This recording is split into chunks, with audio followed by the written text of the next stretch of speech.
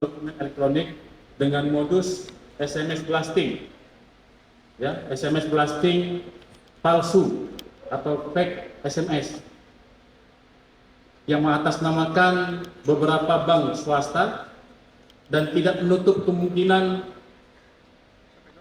beberapa bank BUMN Indonesia yang terjadi di wilayah hukum Polda Metro Jaya. Dan kami jelaskan pada siang hari ini, Direktorat Reserse Siber Polda Metro Jaya telah berhasil melakukan pengungkapan dan penangkapan terhadap 2 pelaku kasus illegal akses dan atau mentransmisikan informasi elektronik milik orang lain dan atau manipulasi data yang seolah-olah dianggap data otentik. Dalam kasus ini, penyidik melakukan pengungkapan bahwa tindak pidana tersebut dilakukan oleh warga negara asing, warga negara Malaysia, ya, dengan laporan polisi nomor LPA 16 5 Romawi 2005 SPKT Ditres Siber Polda Metro Jaya tanggal 28 Mei 2025. Waktu dan TKP pada bulan Maret 2025 di Kebayoran, Jakarta Selatan. Pelapor dengan inisial AEF laki-laki, yang mana dari hasil penyidikan didapati keterangan ada beberapa nasabah bank yang mengalami kerugian karena adanya SMS yang mengaku dari pihak bank yang dengan nilai kerugian kurang lebih sekitar 100 juta rupiah. Tadi sudah kami tampilkan 2 pelaku. Yang pertama OKH, laki-laki 53 tahun, warga negara asing, dengan peran melakukan blasting dengan alat yang telah disetting oleh tersangka saudara LW yang saat ini DPO menggunakan kendaraan mobil. Kemudian perannya adalah menerima upah dari hasil blasting dari tersangka saudara LW yang saat ini DPO. Tersangka ditangkap pada tanggal 16 Juni 2025 di wilayah Pantai Indah Kapuk, Kamal Muara, Kecamatan Penjaringan, Jakarta Utara. Kemudian tersangka CY, laki-laki 29 tahun, warga negara asli Malaysia, dengan peran melakukan blasting dengan alat yang telah disetting oleh saudara LW dengan menggunakan sebuah kendaraan roda 4, menerima upah hasil blasting dari tersangka saudara LW yang saat ini sudah di DPO-kan oleh penyidik. Ditangkap pada tanggal 16 Juni 2025 di Jalan Sudirman di sekitar Bundaran HI, Menteng, Kecamatan Menteng, Jakarta Pusat.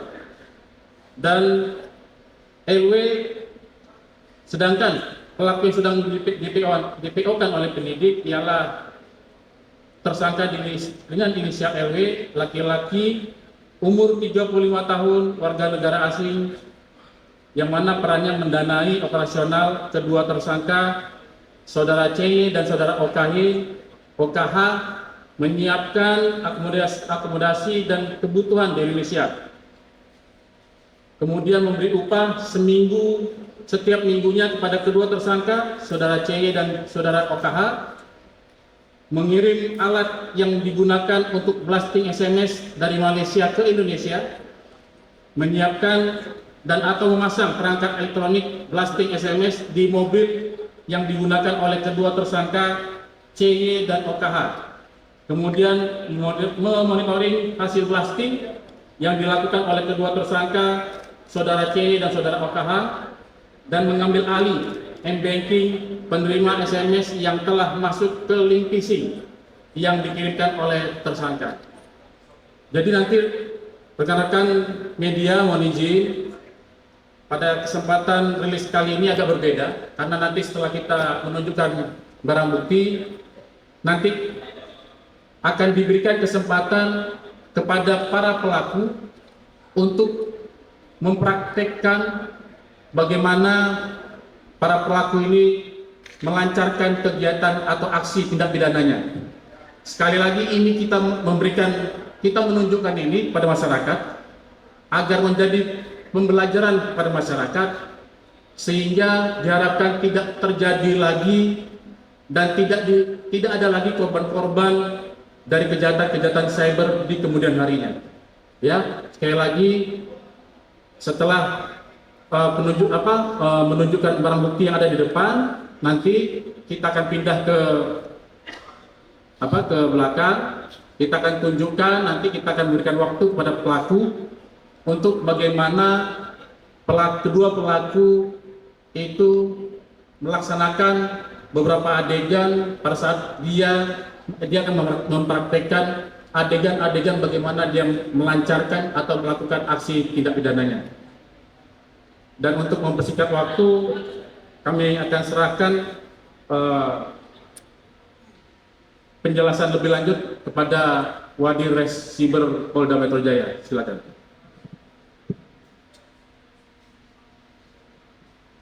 Terima kasih Bapak Kasubdit Pemnas, Dithumas Polda Metro Jaya. Kami rekan-rekan wartawan izin menyampaikan terkait dengan bagaimana proses pengungkapan dari SMS fake ini, broadcast SMS fake. Penyidik di Res Cyber Polda Metro sudah melakukan penyelidikan terhadap perkara ini lebih dari 1 bulan untuk dapat menangkap pelakunya.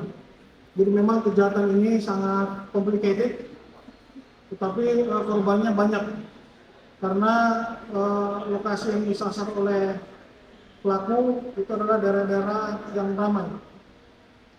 Penipuan jenis ini merupakan gabungan dari beberapa modus operandi kejahatan cyber. Adapun kronologi kejadian, langkah-langkah yang dilakukan oleh pelaku dalam melakukan kejahatan, yang pertama membuat fake BTS, kemudian yang kedua melakukan push konten SMS ke handphone calon korban, kemudian yang ketiga membuat konten SMS yang mengandung link phishing. Kejahatan ini terjadi tidak hanya di Indonesia, tetapi juga di beberapa negara, diantaranya di Filipina, di Australia. Pelaku dengan menggunakan metode traveling, kemudian berusaha untuk mencari korban, sebagaimana modus-modus yang sudah kami sampaikan di atas. Ketika korban mengklik link yang ada di handphone tersebut, maka korban diharuskan untuk memberikan identitas berupa yang pertama, nomor handphone korban, yang kedua nama, yang ketiga email, yang keempat kode pos, yang kelima kota, yang keenam negara, yang ketujuh jalan, gedung atau lantai, yang kedelapan nomor rumah, yang kesembilan nomor kartu kredit, yang ke-10 tanggal kadaluarsa kartu kredit, yang ke-11 CCV dari kartu kredit. Untuk rekan-rekan ketahui, link yang dikirimkan tersebut bukan link dari bank.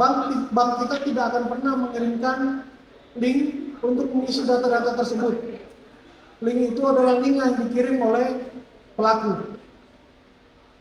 Seperti yang sudah kami sampaikan di awal, alat ini dijalankan pada area-area yang ramai, misalnya di mall, pertokoan, pusat-pusat bisnis, dan di beberapa area lainnya.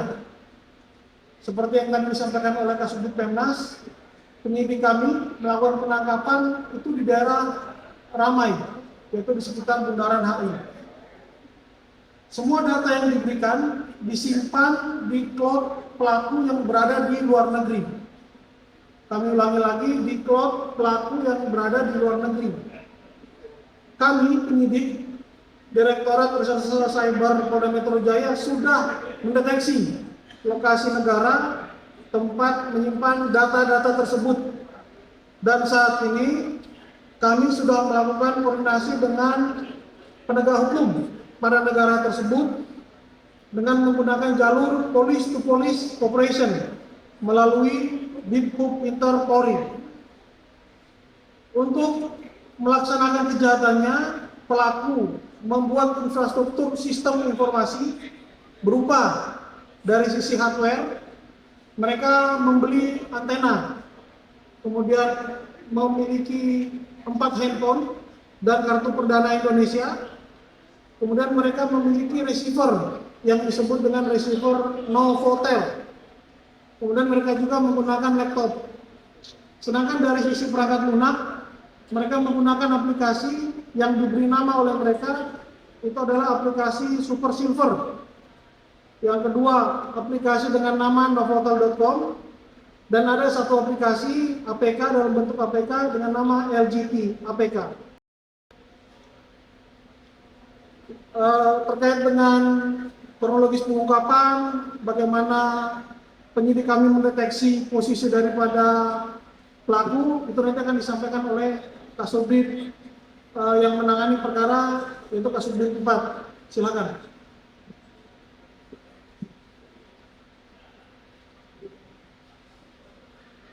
Baik, mohon izin kami lanjutkan penjelasan perihal penanganan perkara ini. Perkara ini juga sering disebut di dalam sosial media adalah fake BTS atau BTS palsu. Rekan-rekan bisa melihat beberapa barang bukti yang ada dihadirkan di depan adalah perangkat yang digunakan pelaku yang diinstal di dalam kendaraan yang mereka gunakan. Jadi seperti dijelaskan oleh Bapak Wakil Direktur Cyber sebelumnya, dua pelaku ini masing-masing pekerjaannya adalah membawa perangkat yang sudah terinstal ini di dalam mobil, kemudian berjalan mengendarai mobil tersebut ke lokasi-lokasi ramai atau padat, lokasi padat seperti contohnya di jam-jam siang di kantor-kantor pusat bisnis, perkantoran, mal. Maka melalui alat ini dia akan memblasting pesan yang isinya berupa link phishing. Kita bisa lihat contohnya di dalam layar, contoh-contoh pesan yang diblasting oleh para pelaku menggunakan media alat ini, yang isinya sebagian besar adalah melakukan himbauan untuk mengecek poin daripada akun perbankan calon korban. Jadi dia bisa memblasting dari berbagai macam bank dengan nama folder bank apapun.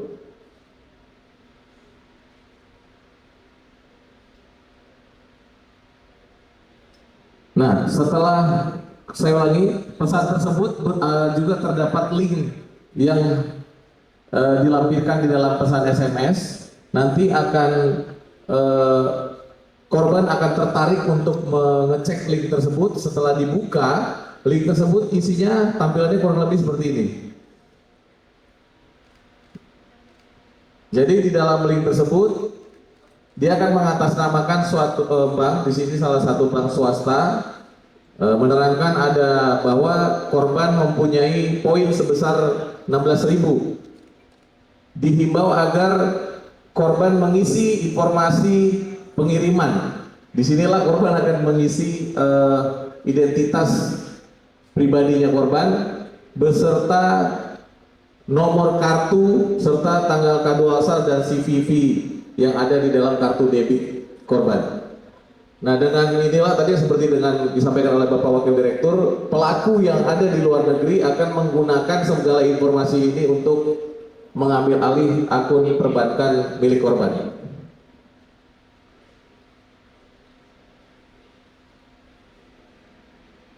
Berikut beberapa tampilan link phishing yang dikirim kepada korban. Baik, itu saja yang dapat kami jelaskan. Selanjutnya nanti kita akan memperagakan bagaimana cara pelaku langsung dan melihat bagaimana cara menginstal peralatan mereka di dalam mobil. Baik, terima kasih. Ya, pada kesempatan siang hari ini hadir juga dari pihak OJK dan BCA. Mohon untuk memberikan beberapa pesan untuk masyarakat, Pak. Terima kasih. Yang saya hormati Bapak Kasubdit, Pak Wadir, juga Bapak Kasubdit. Izin kami dari OJK sebagai Ketua Satgas Pemberantasan Aktivitas Ilegal. Sekali lagi Bapak, kami dari Satgas pasti menyampaikan apresiasi atas gerak cepat dari Polda terkait dengan penanganan kasus fake BPS. Kami informasikan kepada Bapak Ibu masyarakat bahwa saat ini jumlah penipuan siber di Indonesia semakin meningkat. Sebagaimana data dari Indonesia Anti-Scam Center, saat ini sudah lebih dari 153.000 laporan diterima. Jumlah dana korban mencapai 3,2 triliun dan rekening yang kami blokir terkait dengan penipuan di sektor jasa keuangan mencapai 54.000 lebih dari rekening yang sudah kami blokir. Rata-rata per hari terdapat 718 laporan ke Indonesia Anti-Scam Center dan ini jumlahnya lebih 2 kali, mungkin sampai 3 kali dibandingkan dengan laporan dari negara lain. Jadi ini Indonesia saat ini sedang dalam tahapan sangat bahaya dengan terhadap penipuan-penipuan yang terjadi. Nah, Bapak Ibu sekalian, kami sampaikan kepada masyarakat bahwa sudah disampaikan ke Bapak Kasubit juga bahwa kita harus waspada, tidak sembarang klik kalau terjadi ada SMS atau ada email atau mungkin lewat WhatsApp. Karena inilah menjadi pintu masuk para penipu mendapatkan data-data dari Bapak Ibu pemilik dari rekening-rekening bank. Jadi sekali lagi kami berterima kasih dan kami juga mengingatkan kewaspadaan dari masyarakat bahwa jumlah penipuan masyarakat Indonesia sekarang meningkat tajam dan kita harus saling menguatkan untuk penindakannya. Saya kira gitu Bapak Kasubit, terima kasih. Ya, terima kasih. Selamat siang. Saya izin Pak Kasubit Penmas, Pak Wadir Siber, dan Pak Kasubit. Kami sangat mengapresiasi ya atas seluruh pihak, terutama dari rekan-rekan kepolisian dan jajaran, karena berhasil untuk menangkap pelaku dari fake BTS ini ya. Tentu saja pelaku fake BTS ini sangat merugikan bagi nasabah kami dan juga nasabah-nasabah bank lain tentunya yang tadi sudah disebutkan juga. Kami juga memahami kesulitan dan ketidaknyamanan yang terjadi akibat adanya ulah dari pelaku yang menggunakan dengan modus fake BTS ini ya. Dapat kami sampaikan juga bahwa dalam melaksanakan operasional perbankan di BCA kami menerapkan standar keamanan yang berlapis ya, dengan manajemen risiko dan liability serta akuntabilitas untuk menjaga data nasabah dan menjaga transaksi nasabah tetap aman. Hal ini didasari pada komitmen kami untuk memberikan kenyamanan bagi nasabah kami dengan memastikan keamanan data mereka dan juga keamanan mereka dalam transaksi. Namun memang seperti yang disampaikan oleh Pak Budi dari BJK juga, kita sekarang darurat ya Pak ya, karena transaksi siber, kejahatan siber itu sudah sangat besar. Nah, dan lagi dengan adanya kasus fake BTS ini, dari namanya aja kan sudah disebutkan ya, BTS palsu. Jadi sekarang itu kita hidup di zaman siapapun bisa menjadi siapapun. Jadi makanya tadi Pak Budi juga sampaikan untuk lebih berhati-hati, jangan sembarangan klik. Kalau di kami kan disebutnya don't know casino ya.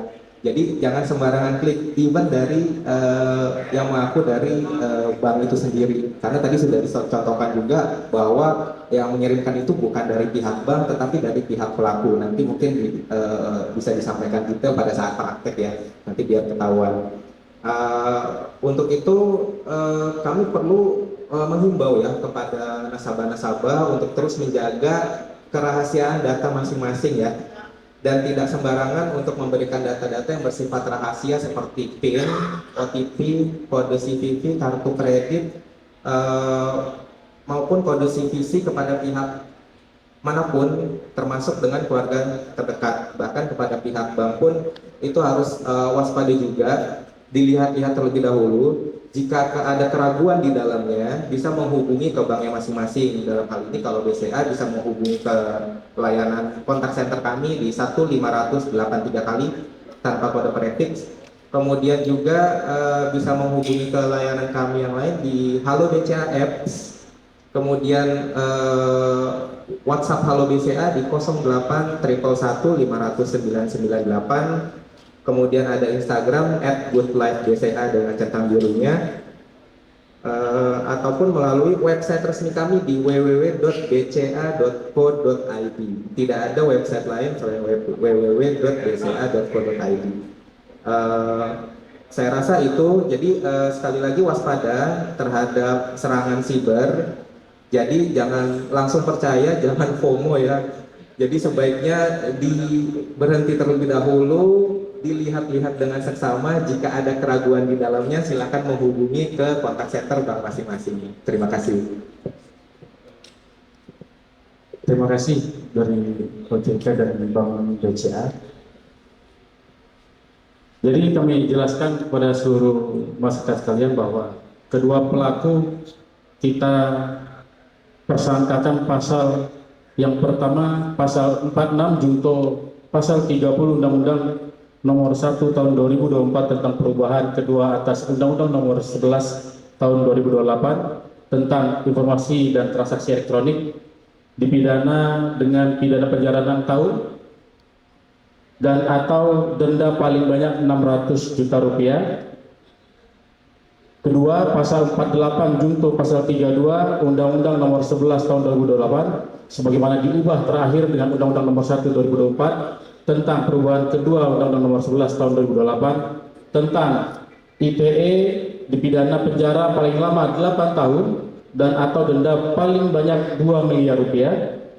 Dan yang ketiga, pasal 51 ayat 1 junto pasal 35 Undang-Undang Nomor 11 Tahun 2028 sebagaimana diubah terakhir dengan Undang-Undang Nomor 1 Tahun 2024 tentang perubahan kedua atas Undang-Undang Nomor 11 Tahun 2008 tentang ITE, dipidana penjara paling lama 12 tahun dan atau denda paling banyak 12 miliar rupiah. Dan kami ingatkan kepada seluruh masyarakat agar bijak dalam mengklik setiap link yang ada yang masuk baik di media sosial atau yang ada masuk di SMS masyarakat sekalian. Karena pada perkara ini pelaku bisa atau pelaku menggunakan dengan modus mengirim SMS blasting yang mana dia masuk ke dalam SMS premium. Ya, masuk ke dalam SMS premium. Kami ulangi sekali lagi, masuk ke dalam SMS premium beberapa bank swasta yang mengatasnamakan bank swasta. Jadi korban yakin bahwa SMS tersebut adalah SMS dari bank yang ada tertera dalam SMS blasting tersebut. Sekali lagi kami sampaikan himbauan kepada masyarakat, bijaklah sebelum mengklik link yang ada di handphone Bapak Ibu sekalian.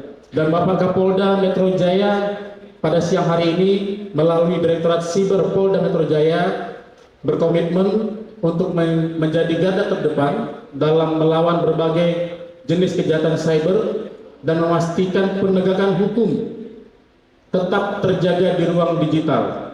Dan kami menghimbau kepada masyarakat mohon selalu berhati-hati dalam melakukan aktivitas di ruang digital serta berhati-hati dalam membuka sebuah link yang tidak dikenal serta jangan sembarang mengisi data diri dan atau identitas pribadi pada formulir yang tidak diketahui sumber dan kebenarannya. Ingat, keselamatan dan keamanan Anda menjadi prioritas utama kami, yaitu Polda Metro Jaya.